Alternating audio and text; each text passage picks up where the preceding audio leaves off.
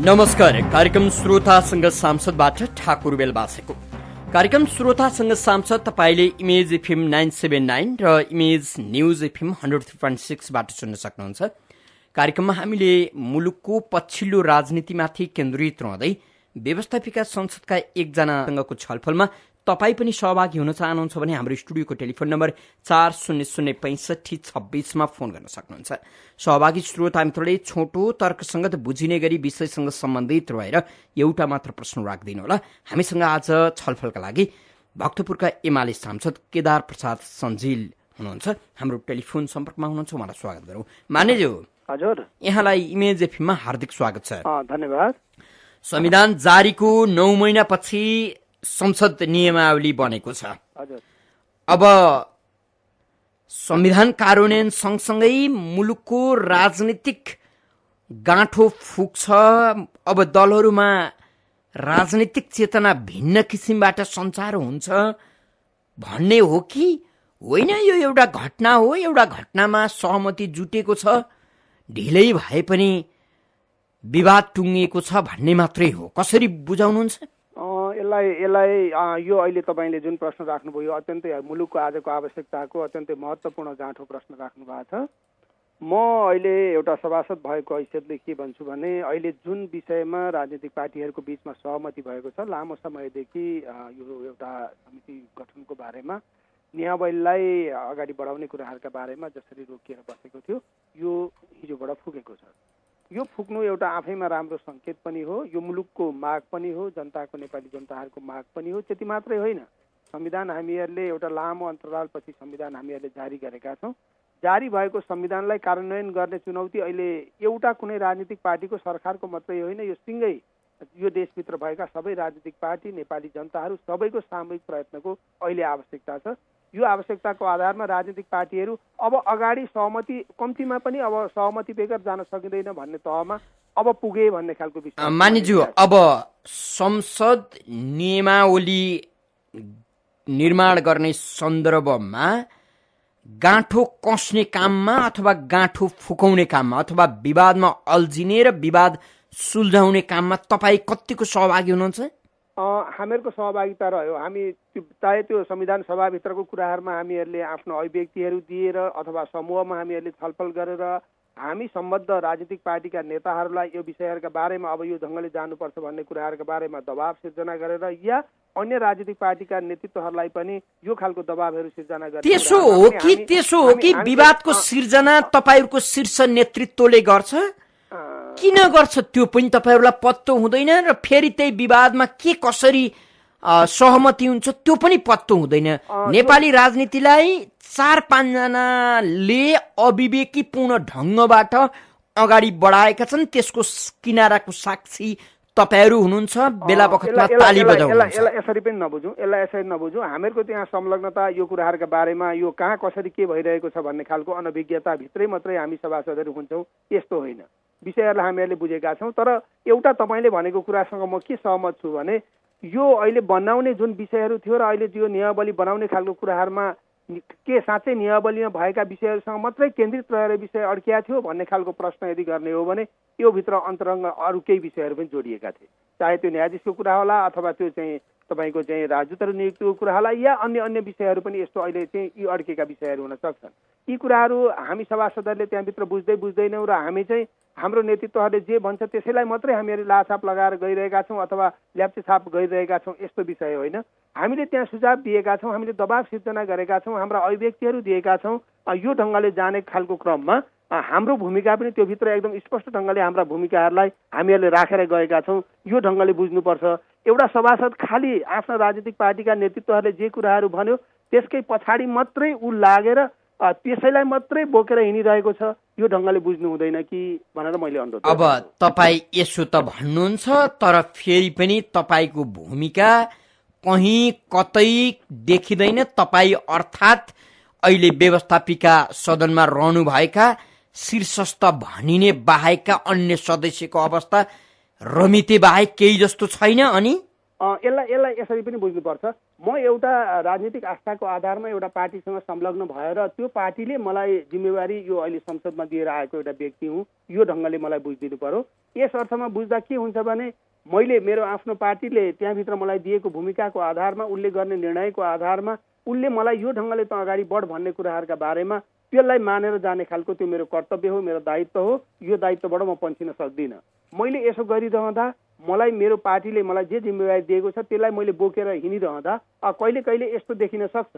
यस्तो कसरी देखिन्छ भने नेतृत्वले साँच्चै भन्ने हो भने एउटा सिङ्गै ठुलो समूहले एउटा ठुलो हामी 601 छौँ त्यति भित्रैमा ल्याएर कुनै पनि विषयलाई यदि समाधान गर्ने, निरूपण गर्ने खालको कुराहरू गरियो भने यसले एउटा कोर्स लिएला, एउटा समय लामो लिएला। त्यस अर्थमा पनि राजनीतिक पार्टीका शीर्षस्थ नेतृत्वहरू एक ठाउँमा बसेर उठेका विषयहरू, आएका समस्याहरूलाई समाधान गर्ने खालको कुराहरूमा त्यो राजनीतिक सहमति गर्ने, त्यो सहमतिको आधार बनाइरहँदा हामी सभासद लगायतका राजनीतिक पार्टीहरूले आफ्नो राजनीतिक क्षेत्रभित्र, आफ्नो पार्टीभित्र पनि यी विषयहरूलाई प्रवेश गराउने, छलफल गर्ने, सुझाव लिने खालको जुन प्रक्रिया छ यो एकदम लोकतान्त्रिक प्रक्रिया हो।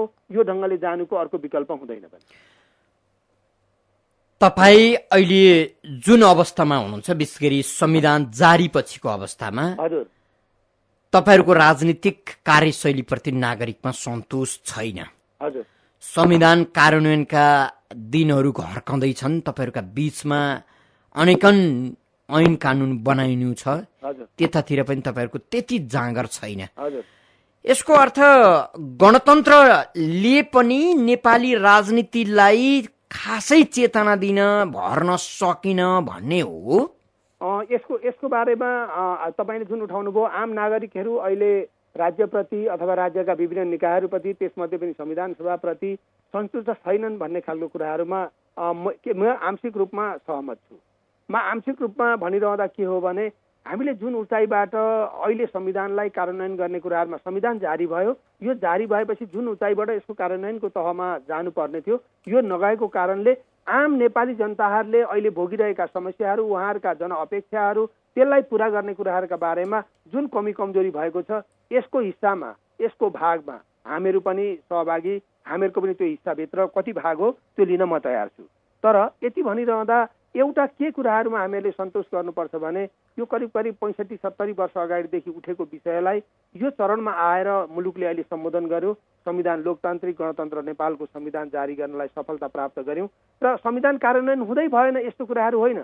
संविधान क्रमिक रूपमा कार्यान्वयन भएको छ, चाहे त्यो सभामुखको निर्वाचनको कुरा भनौँ, राष्ट्रपतिको निर्वाचनको कुरा भनौँ, प्रधानमन्त्रीको लगायत अन्य विषयहरू जुन ढङ्गले अहिले अगाडि बढिरहेका छन्, संविधान कार्यान्वयन एउटा प्रक्रियाभित्र गएको छ। तर सन्तुष्टि के गर्न सकिँदैन भने जुन उचाइबाट, जुन स्पिडमा, जति समग्रतामा हुनुपर्ने थियो यो नभएको कुराहरूमा हामी स्वीकार छौँ। तर के प्रतिबद्धता सँगसँगै आम मैले जनमानसमा पनि दिन चाहन्छु भने हामी प्रतिबद्ध छौँ। हामीहरूको यो व्यक्तिगत स्वार्थ लगायतको राजनीतिक पार्टीका आफ्नै व्यक्तिगत स्वार्थमा मात्रै हामी सभासदहरू छैनौँ। हामीहरू के भनिरहेका छौँ र के गरिरहेका छौँ भने कम्तीमा पनि तपाईहरुको प्रतिबद्धता चाहिँ राजनीतिलाई व्यापारीकरण गर्ने, राजनीतिलाई ठेक्कापट्टामा होमिदिने, राजनीतिलाई कमाई खाने भाँडो बनाउनेमा प्रतिबद्धता हो कि? यसलाई पनि यसरी बुझौँ। अब यो कुरा अहिले जुन तपाईँले 3वटा विषयहरूलाई उठाउनु भयो, अत्यन्तै गम्भीर विषय, म तपाईँलाई के अनुरोध गर्न चाहन्छु अथवा यो तपाईँको चाहिँ रेडियो मार्फत के मैले अनुरोध गर्न चाहन्छु भने यो कुनै हालतमा पनि अहिलेका सभासदहरू यो ढङ्गले अगाडि जाने खालको कुराहरूमा छैनन्। यो खालको कुराहरू म स्वीकार गर्न सक्दिनँ। सँगसँगै म के भन्छु भने आम रूपमा काहीँ कतै कसैको कमजोरी छैन, व्यक्तिका कमजोरी छैन, म यसो भन्दिनँ। तर सिँगै यो मुलुकमा रहेका राजनीतिक पार्टीहरू अनि सभासदहरू अथवा त्यो निकायहरू सबै यो ढङ्गले अगाडि बढेका छन्। राजनीति चाहिँ अहिले एउटा व्यापारीकरण भयो अथवा राजनीतिभित्र चाहिँ सबै नराम्रा कुराहरू मात्रै रहे भन्ने खालको कुराहरू म स्वीकार गर्न सक्दिनँ। राम्रा के कुरा देख्नुहुन्छ तपाईले? राम्रा भन्दिनुस् त। राम्रा कुराहरू मैले तपाईलाई भने यति राम्रो संविधान, दुनियाकै सबैभन्दा उत्कृष्ट संविधान लिएर आउने खालको कुराहरूमा तपाईले जारी गरेको संविधानले तपाईका जिल्लाबाट खाडी जाँदै गरेका युवाहरूलाई रोक्छ? उपचार नपाएर, सामान्य उपचार नपाएर घरखेत बेचेर पनि जीवन जोगाउन नसकेका नागरिकहरूलाई खुसी दिन्छ? यसले दिन्छ। यसले कसरी दिन्छ भने त्यही संविधान कार्यान्वयनको तहमा रहेको अहिलेको वर्तमान सरकारले लिएर आएको अहिलेको बजेट जुन छ 73-74 को बजेट जुन छ, यो बजेटले दिएका सम्बोधन अथवा नीति तथा कार्यक्रमले गरेका सम्बोधन र यसलाई अहिले कार्यान्वयन गर्नलाई अगाडि बढेका जुन विषयहरू छन्, यसले क्रमिक रूपमा आजको भोलि यो हामीहरूको अत्यन्तै सीमित स्रोत र साधन भएको मुलुकमा आजको भोलि सबै जनताका अपेक्षाहरूलाई पुरा गर्न सकिन्छ यस्तो होइन। तर जे सुरुवात भएको छ, स्वास्थ्य क्षेत्रमा जे कुराहरूको सुरुवात भएको छ, कडा रोगहरूलाई निःशुल्क उपचार गर्नेदेखि लिएर तपाईँको अहिले विदेशमा जाने युवाहरूलाई कम्तीमा अब यो पलायनलाई कम्तीमा रोक्ने, मुलुकभित्रै स्वरोजगार ढङ्गले अगाडि बढ्ने, कृषिमा लाग्ने, अन्य व्यवसायमा लाग्ने, त्यसमा राज्यको तर्फबाट सहयोग प्रदान गर्ने लगायतका जे योजनाहरू आएका छन्, त्यति मात्रै होइन, अहिले सामाजिक कल्याणका कुराहरू पनि राज्यले जुन ढङ्गले लिएर आएको छ, चाहे त्यो किसानको पेन्सनको कुराहरू अब उठिरहेको छ, अहिले वृद्ध भत्ताको कुरा, अन्य अशक्त असहायहरूलाई दिने सहयोग लगायतका जे विषयहरू छन्, यो एउटा सुरुवात राज्यले अहिले गरेको छ। यो राज्यले गरेको भन्ने खालको कुराहरू संविधान जारी भएपछि संविधानले निर्देशित गरेको विषय, मैले अझै भनौँ संविधानको प्रस्तावमा रहेको समाजवाद उन्मुख अब हाम्रा गतिविधिहरू हुन्छन् भन्ने खालको कुराहरूसँग सम्बन्धित भएर यी विषयहरू अहिले सरकारले ल्याएका कुराहरू हुन्।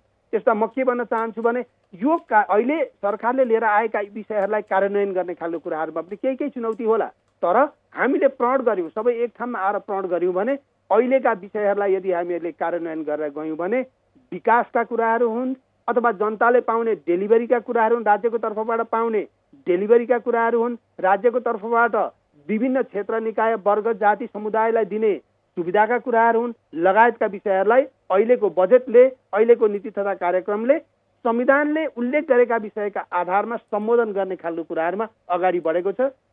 म यसो भन्न चाहन्छु। अच्छा, आदरणीय श्रोता, तपाईँ यति बेला इमेज एफएम 979 र इमेज न्युज एफएम 103.6 सुनिरहनु भएको छ। हामी कार्यक्रम श्रोतासँग सांसदमा छौँ। आज हामीले भक्तपुरका एमाले सांसद केदार प्रसाद सञ्जिलसँग छलफल गरिराखेका छौँ। यो छलफलमा तपाईँ पनि सहभागी हुन चाहनुहुन्छ भने हाम्रो स्टुडियोको टेलिफोन नम्बर 40652626 मा फोन गर्न सक्नुहुन्छ। टेलिफोन सम्पर्कमा कोही श्रोता मित्र हुनुहुन्छ, उहाँलाई स्वागत गरौँ। को बोल्दै हुनुहुन्छ? बेलबासीजी, म विष्णुराज पाण्डे। हजुर, भन्नुहोस् न। सांसदज्यू, हजुर नमस्ते। तपाईँको संविधान कस्तो युरोपले पनि भनिसकेको छ, क्यामरूनले पनि भनिसक्यो, विश्वले भनिसकेको छ, कतिको बेस्ट संविधान भने तपाईँले तारिफ गर्नु पर्दैन।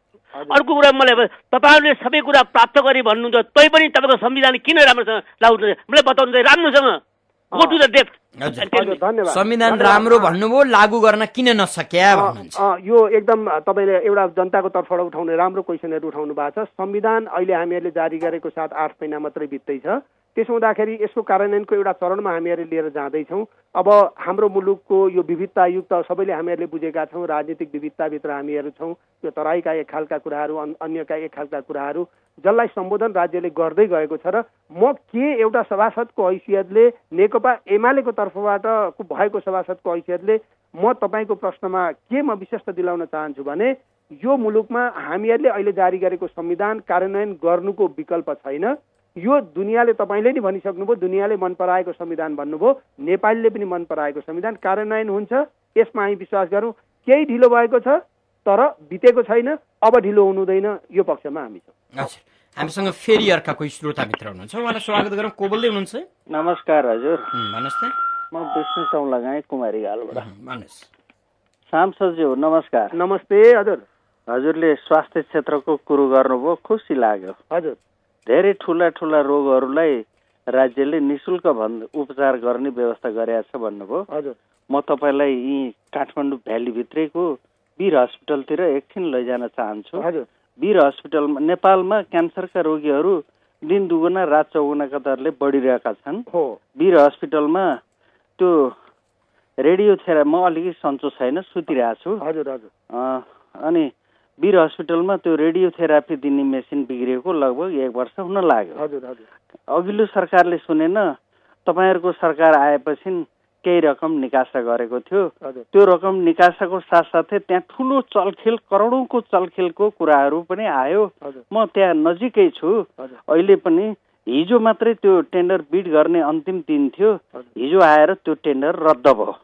अब तपाईँ एउटा काठमाडौँ उपत्यकाको प्रतिनिधि भएको नाताले यो लोकतन्त्र गणतन्त्रको दुहाई तपाईँले दिनुभयो। त्यो लोकतन्त्र गणतन्त्रमा सरकारी संरचनाहरूलाई ध्वस्त पार्ने मात्रै मनोवृत्तिहरू बढेर गएको छ। हजुर मान्यज्यू जवाफ दिनुहोस्। हजुर अब यो अब एउटा वीर हस्पिटल भित्र भएको एउटा घटनाको बारेमा तपाईँले केन्द्रित रहेर जुन विषयहरू राख्नुभयो, मैले आम रूपमा अघि सरकारको नीति अन्तर्गत स्वास्थ्य क्षेत्रमा कसरी जाने भन्ने खालको कुराहरूसँग सरोकारित भएर अहिले वीर हस्पिटलको जुन एउटा मेसिनको बारेमा कुराहरू गर्नुभयो, अब यो सम्बन्धित त्यो मन्त्रालय लगायतका त्यो विभागहरूले गर्नुपर्ने डे टु डे गर्नुपर्ने कामहरूमा म एउटा कुरा के स्वीकार छु भने ब्युरोक्रेसीभित्र अहिले पनि हामीहरूले आमूल रूपमा सुधार नगर्ने हो भने राज्यले ल्याएको संविधानले चाहिँ अहिले परिकल्पना गरेका विषयहरूलाई बोकेर हिँड्ने खालको कुराहरूमा कहिले सुधार गर्नुहुन्छ? कहिले सुधार गर्नुहुन्छ? तपाईको पार्टी अध्यक्ष मुलुकका प्रधानमन्त्री हुनुहुन्छ,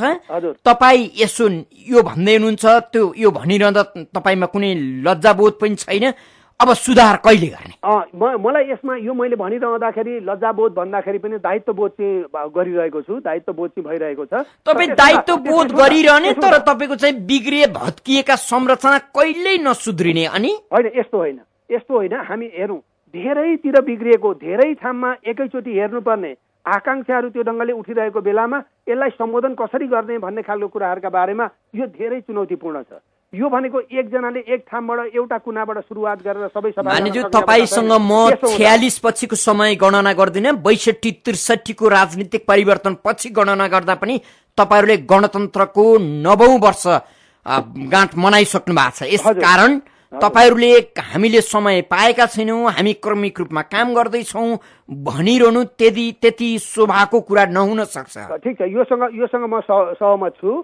योसँग म सहमत हुँदै के कुरा चाहिँ म अहिले तपाईँलाई चाहिँ भनौँ भने होला अहिलेका, मैले अघि भने अहिलेका हाम्रा के अरे अपेक्षाहरू, आजका हामीले सम्बोधन गर्नुपर्ने समस्याहरूलाई समाधान गर्नुपर्ने विषयहरूका समाधानका विषयहरू यथेष्ट जुन ढङ्गले हिजोदेखि हामीहरूले लिएर आउनुपर्ने थियो, हिजो कति त्रुटि भयो त्यो एउटा समीक्षाको पाटो होला। तर अहिले वर्तमानमा आजबाट जे कुराहरू सुरुवात भएको छ यसलाई साँच्चै इमान्दारीपूर्वक सबैले सबै ठाउँबाट बोकेर हिँड्ने हो भने क्रमिक रूपमा अब हामीले मुलुकको विकास निर्माण लगायतका अहिले जे विषय एउटा अत्यन्तै भावुक ढङ्गले एउटा यो बिरामीसँग सम्बन्धित रहेको विषय, एउटा मिसिन मर्मती वर्षौँदेखि नहुने जुन विषय उठाउनु भएको छ, यस्ता कुराहरूको अब भनेको योगदानमा आधारित भनेर मानिज्यू अब तपाईका यी कुरा एकादेशका कथा हुन्। यो वीर अस्पतालको कथा अघि विष्णुजीले भन्नुभयो। हजुर, एक समय यस्तो हो हल्ला भयो, अब विषादीयुक्त औषधिको तरकारीको परीक्षण गर्ने भनेर निकै हो हल्ला भयो। त्यही कालीमाटी तरकारी बजारमा त्यो मेसिन बेला बखतमा बिग्रिरहन्छ, बिग्रिएपछि कम्तीमा 2 महिना 3 महिना 4 महिना बन्दैन।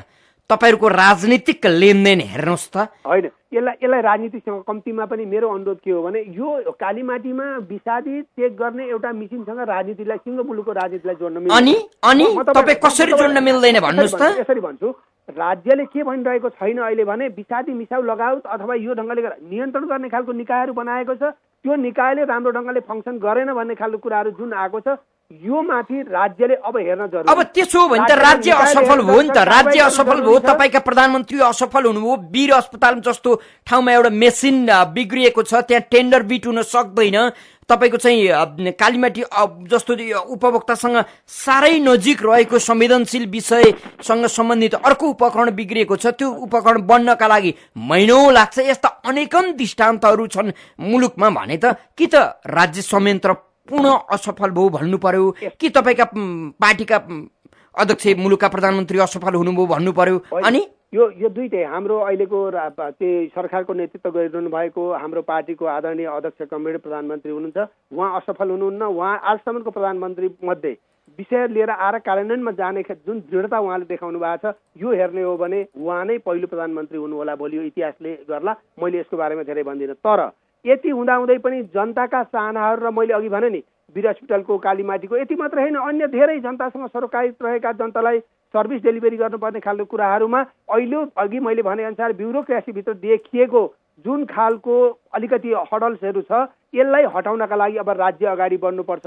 सरकारले यो कुराहरूमा अब त्यो त हटाउँदै हुनुहुन्छ नि, त्यो त हटाउँदै हुनुहुन्छ नि। तपाईको चाहिँ ट्रेड युनियनको अध्यक्षलाई राज्य मन्त्री सरहको सेवा सुविधा दिएर कर्मचारीलाई तिमी अब राजनीति गर, पार्टीको राजनीति गर्नुपर्छ कर्मचारीहरूले भनेर करोडौं रुपियाँको लगानीमा चुनाव पनि गराइदिनु भएको छ। गजबै हुँदैछ क्यार। अब होइन, कुरो यसो अब यो सङ्घ सङ्गठनहरू भनेको यो चाहिँ यो अन्तर्राष्ट्रिय प्र्याक्टिस राष्ट्रले एउटा प्रदान गरेको सेवा हो, ठिक छ। त्यहाँभित्र कुनै खालका विकृतिहरू छन् भने त्यो विकृतिलाई बोकेर जानुपर्छ भन्ने पक्षमा हामी छैनौँ। त्यसको करेक्सन हुन जरुरी छ। अहिले ट्रेड युनियनका नाममा केही विकृतिहरू भएका कुराहरूका बारेमा म यो स्वीकार्छु, तर यसो भन्दैमा ट्रेड युनियन हाम्रो मुलुकका लागि आवश्यक हो कि होइन भन्ने खालको कुरा हो कि होइन भन्ने दृष्टान्त त म तपाईँलाई फेरि दिन्छु। त्यही वीर अस्पतालमा 26वटा ट्रेड युनियन संगठन रहेछन्। यो चाहिँ तपाईँकै पार्टीका नेता लालबाबु पण्डित जति बेला सामान्य प्रशासन मन्त्री हुनुहुन्थ्यो, उहाँ रुँदै भन्दै हुनुहुन्थ्यो कि 26वटा ट्रेड युनियन छन्, उनीहरू आन्दोलन गर्नका लागि पनि दिन पाउँदैनन्, 4 दिन त शनिबारै पर्छ, कस्तो दुर्भाग्य भन्दै हुनुहुन्थ्यो। अनि मैले समग्रतामा के भने ट्रेड युनियन सेक्टरभित्र हाम्रा विकृतिहरू छैनन् यस्तो कुराहरू मैले भनिनँ, तर यसलाई हामीहरूले अब सुधार्नुको अर्को विकल्प छैन। त्यसो हुँदाखेरि ट्रेड युनियन नै हुनु हुँदैन, यो ढङ्गले हामीहरूले विषयलाई उठाउन गर्न सक्दैनौँ।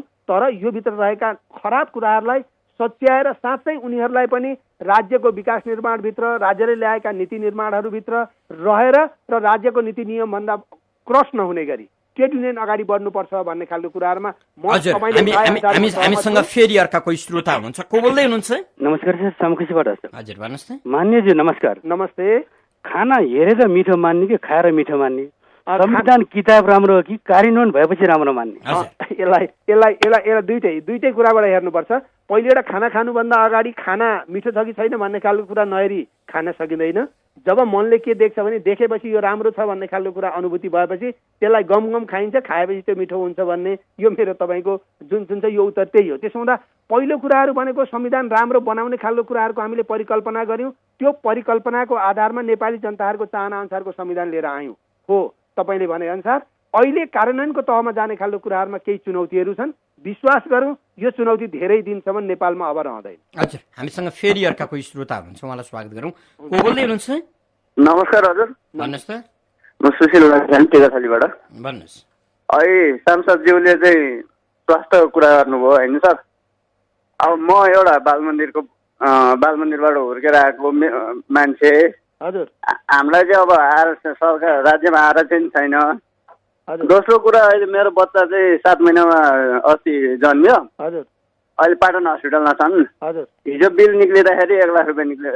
राज्यले बाल बच्चालाई चाहिँ बाल अधिकार अन्तर्गत निःशुल्क स्वास्थ्य पनि प्रदान गर्नुपर्ने जस्तो लाग्छ। नगरे नि आमसिक त सक्ने हो, हामी जस्तो गरिब जनताले कसरी उपचार? जवाफ दिनुहोस् मानिज्यू। अघि भर्खरै स्वास्थ्यमा सरकारले राम्रो काम गरेको दाबी गर्दै हुनुहुन्थ्यो। हजुर, यसमा मैले अब यहाँ अनुरोध गरौँ, अब यहाँको बच्चालाई के रोग लागेको थियो, त्यसो हुँदाखेरि अब राज्यले अहिले कुन रोगका लागि के प्रदान गरेको छ भन्ने एउटा विषय भयो।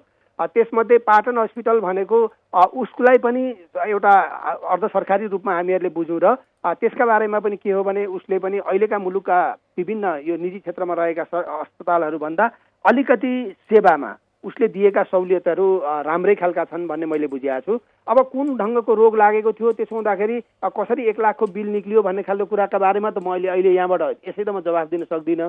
तर राज्यले अहिले कुन रोगका लागि कुन विषयहरूमा कुन अस्पतालमा गयो भने कस्तो खालको सेवा सुविधाहरू राज्यले दिन्छ भन्ने एउटा पक्ष हो। दोस्रो पक्ष, अहिले ट्रायलको रूपमा यस्तै खालका कुराहरू भोलिका दिनमा नेपाली जनताहरूले चाहिँ यो खालको यो उपचारै नपाइकन मर्ने खालको कुरा नहोस् भनेर राज्यले अहिले बिमाको कुराहरूलाई अगाडि बढाइरहेको छ, जसलाई ट्रायलको रूपमा केही जिल्लाहरू अहिले लिएको छ, क्रमिक रूपमा अरू लिएर जाँदैछ।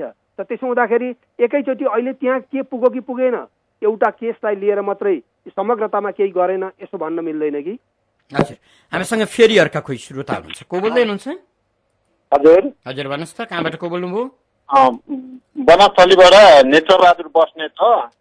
जय नेपाल सभासदजी हो। ल, जय नेपाल नेत्रजीले भन्नु त एउटा मेरो उ छ, यो टिचिङ हस्पिटलमा डायलिसिसको मेसिनहरू 6वटा बिग्रेर कामै नलाग्ने भएको छ अरे।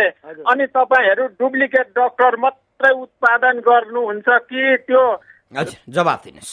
हजुर, अब यो डुप्लिकेट डक्टरहरू चाहिँ नक्कली डक्टरहरू, अब यो ठिकै छ, यो उत्पादन कहाँबाट भयो यसका बारेमा खोजी हुँदैछ। तर राज्यले यदि यो यस्तै खालका कुराहरूलाई लागू गर्ने नीति थियो भने त तपाईँको नक्कली डाक्टरहरूलाई बचाइराख्ने कुराहरू थियो भने अहिले पक्राउ पर्दैन थियो होला।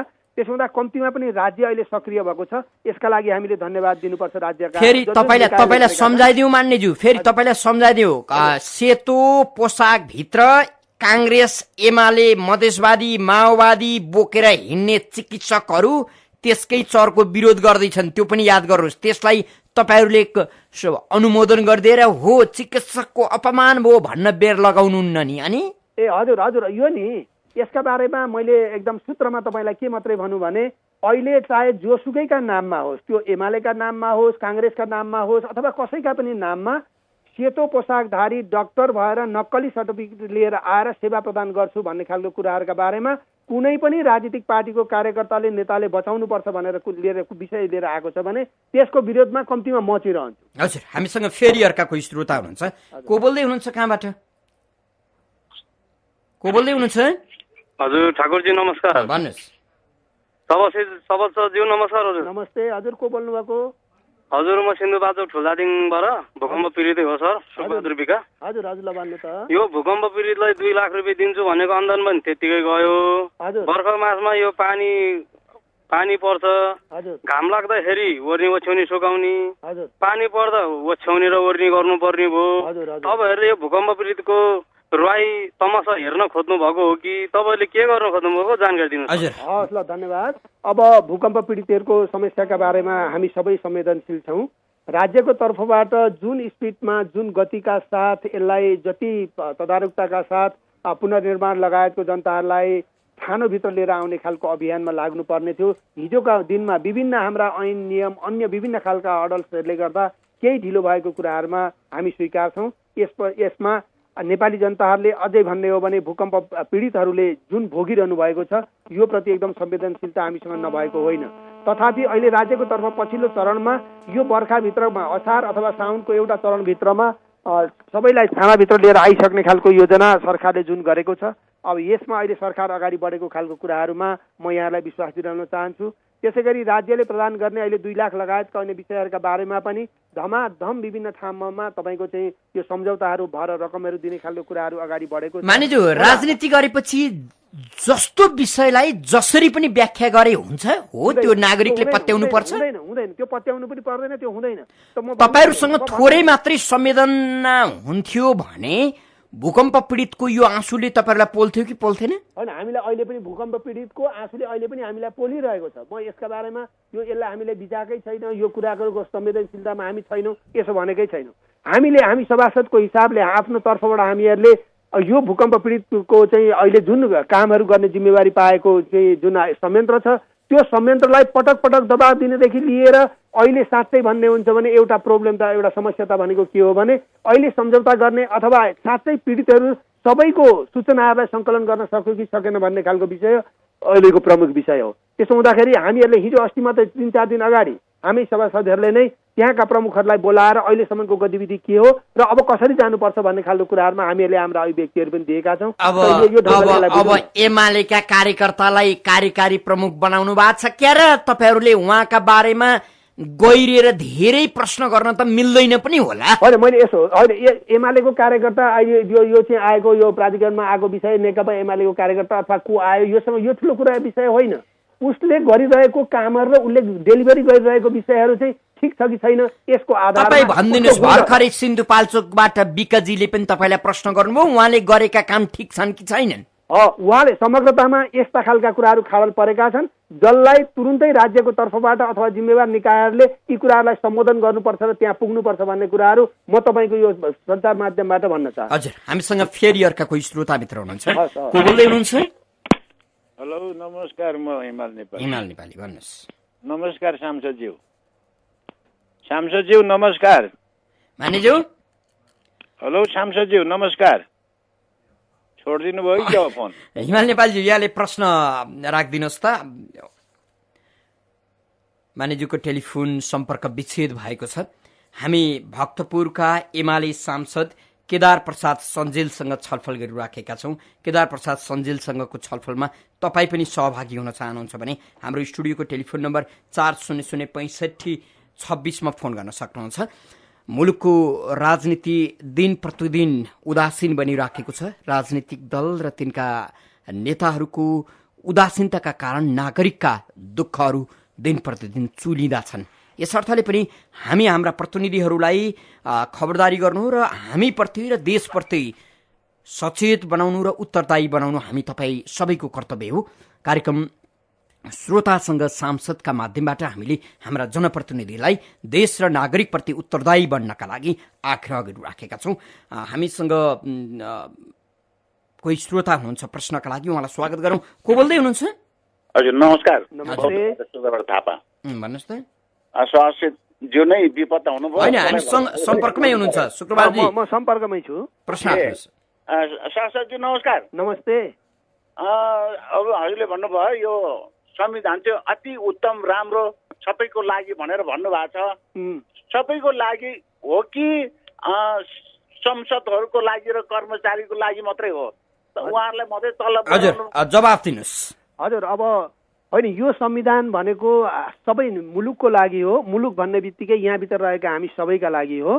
त्यसो हुँदाखेरि होला अब यो अहिले चाहिँ राज्यले सुविधाहरू प्रदान गरिरहँदाखेरि आम जनताहरूले के प्राप्त गरे, अरूले के प्राप्त गर्ने खालको योजना छ भन्ने खालको कुराहरूसँग सरोकारित हुने हो भने राज्य अगाडि बढेको छ।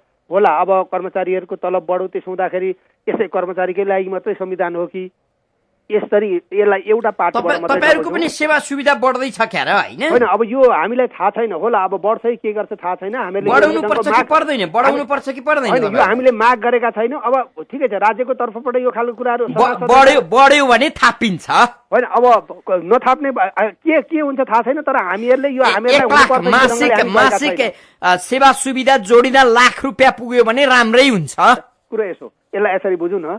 एउटा सभासदले अहिले जे कुराहरू प्राप्त गरिरहेको छ र आम जनमानसले यसका बारेमा जे चर्चाहरू गरिरहनु भएको छ, एउटा सभासदको त्यो खालको हिसाबको रकमहरू यसले प्राप्त गरिरहेको छैन। पहिलेबाट यसरी बुझिदिनु पर्यो। मैले तपाईँलाई यिनी यो भनेको के बुझाइदिनुस् त? भनेको के बुझाइदिनुस् त? हामीहरूले चाहिँ के अरे 43-44 हजार रुपियाँ हामीले पाउने हो। बैठक भत्ता 150 रुपियाँ हामीहरूले पाउने हो। अब के भयो त? बैठक भत्ता अब 1500 हुँदैछ नि त नि? यो यसलाई अहिले हुँदैछ कि छैन यो नगरौँ न।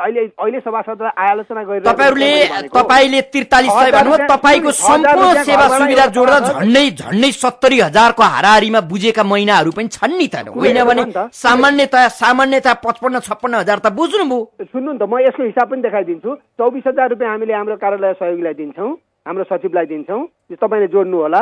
के अरे 13,000 रुपियाँ हामीहरूले पार्टीलाई त्यो सबैले बुझाउने आम रूपमा देखेकै विषय हो। 10,000 रुपियाँ हामीले ट्याक्स बुझाउँछौँ। 13-10 23,000, उतापट्टि 24,000। तपाईँको हातमा त 2 रुपियाँ पनि नहुने भयो त।